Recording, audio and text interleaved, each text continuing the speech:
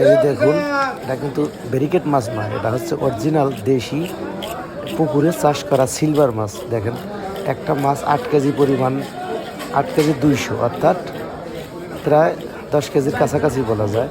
সেই মাছটা পুকুরে চাষ করে এতটুকু বড় করতে আসলে কতটা লং সময়ের দরকার আর কত দীর্ঘমেয়াদী এই কাজ হয়, আসলে না দেখলে মাছটা বোঝা যাবে না। এই দেখেন, আমি আজকে এই মাছটা মাদারগঞ্জ হাট থেকে নিলাম, নিয়ে আমরা মূলত 3 জনে শেয়ারে নিছি।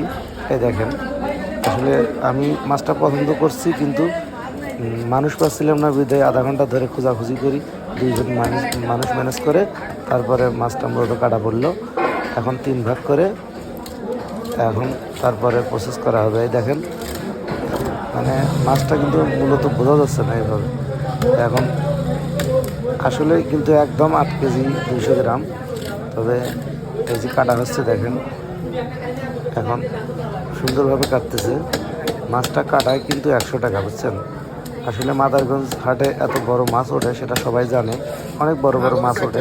আমাদের এখানকার সব থেকে বড় হাট, আর বুধবারে কিন্তু সব থেকে বড় বড় মাছ ওঠে বেশি।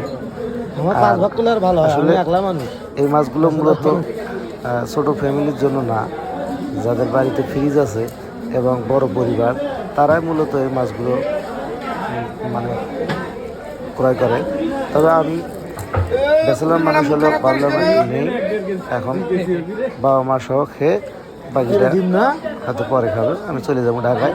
তো ঠিক আছে, এই দেখেন মাছটার বাজারটাই কিন্তু মনে হচ্ছে 2 কেজি পরিমাণ হবে, নিজের চোখে দেখুন। আর তারপরে আমাদের এই যে ভাগ করার কাজ শুরু হবে, দেখেন 4টা ভাগ।